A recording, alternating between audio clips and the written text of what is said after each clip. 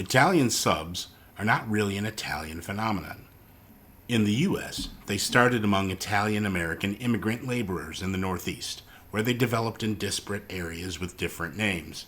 Hoagies in Philadelphia, Heroes in New York, Italians in Maine, grinders, torpedoes, zeppelins. Eventually, these long sandwiches stuffed with Italian meats and pickles spread all across the U.S. Regional names for them, local variants of them still exist, yes. But ask for an Italian sub pretty much anywhere in America, and people are going to understand the basics of what you mean. A similar thing happened in Perth, Australia.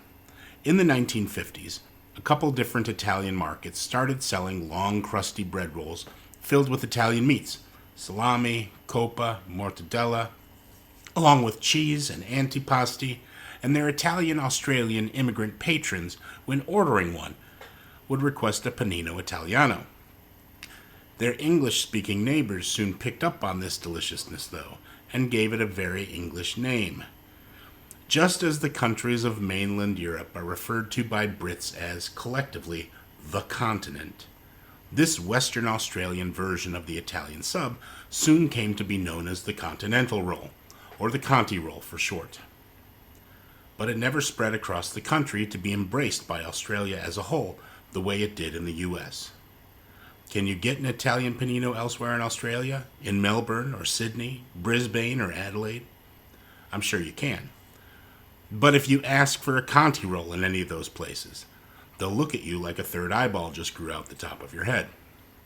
The thing is, Perth is isolated, way, way, way out west past thousands of miles of outback, and things that start in Perth, well, that's where they tend to stop as well. Perth is a culture shock.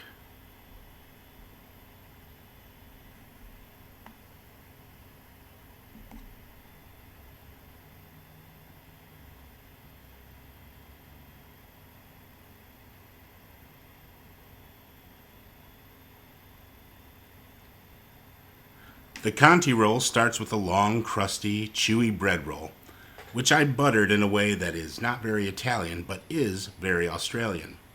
I used soppressata, mild coppa, and mortadella with Swiss cheese, eggplant caponata, olive salad, sun-dried tomatoes, marinated artichoke hearts, and roasted red peppers.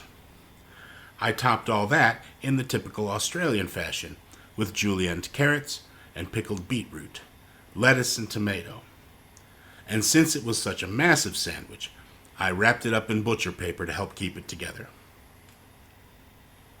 Man, that's pretty. And it's good, too.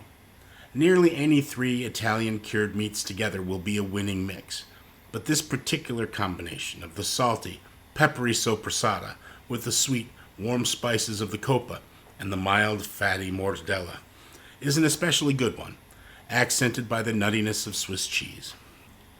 I might opt for a firmer eggplant preparation in lieu of the caponata next time, as it had a tendency to squish out the sides of the sandwich.